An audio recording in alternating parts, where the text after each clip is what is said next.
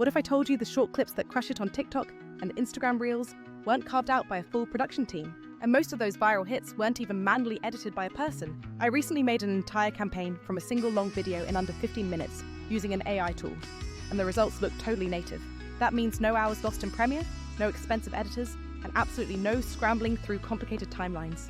It's simply smart artificial intelligence doing all the heavy lifting for you. Lately, I've been seeing these short clips everywhere, popping up from podcasts to product demos and full live streams. That observation got me thinking. Creators are sitting on absolute gold mines of unused content, and they often don't even realize it. So I took one of our long-form pieces, a 37-minute founder interview, and I want to show you exactly how I turned that into a full month's worth of shorts, step by step. Everything I'm about to share is precisely what I execute when running content for several different brands. This entire workflow is completely replicable, incredibly fast, and it genuinely scales. Step 1 is picking the right long video to start with. I personally prefer content that already has some built-in energy, like a podcast where people are actively debating, or a webinar with some strong hot takes. For this specific example, I chose that founder interview because it had key moments where the guest said things like, "The mistake every creator makes is," or "You don't need X to get started." Lines like those are pure, unadulterated clip gold for short-form platforms. Step 2 is letting the AI go in and find all those good parts for you. You could absolutely scrub through the entire video yourself, but honestly, that is just the completely old way of doing things. The AI's auto-editing viral clips feature does the actual heavy lifting by scanning the file. It identifies spikes in energy, visual changes, and conversational hooks, and then proposes a set of short clips optimized for every single platform. It even recommends the best aspect ratios, exact timestamps, and even suggested captions for each clip. I generally start with the tool's suggestions, and then make any necessary tweaks from there. However, you should never treat those initial suggested clips as the absolute gospel truth. Think of them as an excellent starting template to work from. I personally pulled out about a dozen clips that looked instantly promising. That included about 8 really punchy 8 to 12 second hooks and another 4 longer 20 to 30 second explainers. The hooks were the attention grabbers designed to stop the scroll, like "Everyone tells you consistency is king. That's wrong." Or another strong one, "Here's the one habit that tripled our attention." Step 3 involves tightening up the copy and refining the actual voice vibe. If you want to replicate that successful UGC feel, you absolutely must sound spontaneous and genuinely real. I usually feed the auto transcript into my preferred writing model and ask for 3 to 5 variant captions and a few alternate hook rewrites for every single clip. For example, from the line, "You don't need X to get started," I requested variations like, "You actually don't need expensive gear to win on video," or "Stop thinking you need X. Here's why," and "This myth about content creation is killing your growth." Those tiny variations really matter when you are A/B testing your open lines and your thumbnail choices.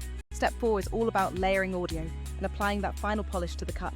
Sometimes the original audio from the long video is perfectly fine. Other times, you might want to re-record a punchline or drop in a quick voiceover, just for extra clarity on a point. This editor makes swapping audio or adding a voiceover simple without ever leaving the main workspace. For a truly natural fix, you can record a quick 10 to 20 second revoice on your phone and just upload that file. The tool then snaps it right into the clip and auto-aligns the lips and pacing in most common scenarios. If you need synthetic text-to-speech for volume, make sure you pair the tool with a high-quality TTS engine and always keep that tone casual. Seriously, avoid sounding robotic at all costs when scaling with TTS. Step 5 is achieving brand consistency without getting bogged down in overproducing every single piece. One feature I absolutely love is the platform's integrated content calendar and the batch export capability. Once I had my dozen finalized clips, I opened the calendar, scheduled them out across the entire month, and set specific captions and posting frequencies. The calendar is crucial because it prevents you from accidentally dropping all your best hooks in a single week. It also helps maintain a reliable cadence, maybe 2 hooks, 1 explainer, and then 1 strong call to action per week.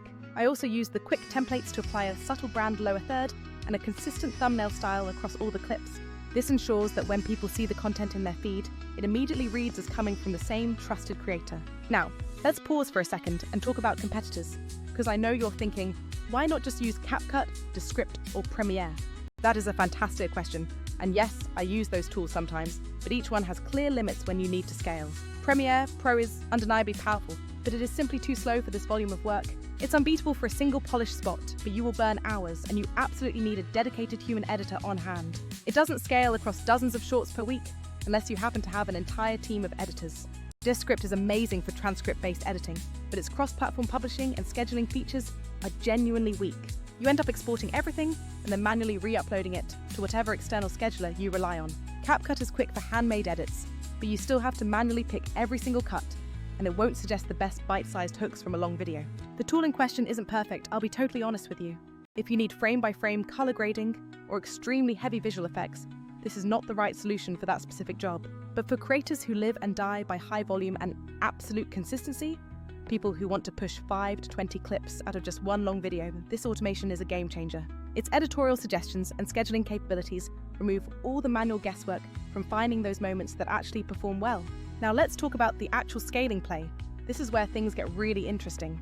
In the world of advertising, you create a testing batch, upload creatives, test them, and then scale up the big winners.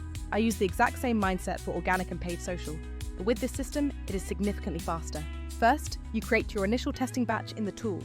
Pick 8 to 12 clips from that one long video and schedule them to post over 2 weeks.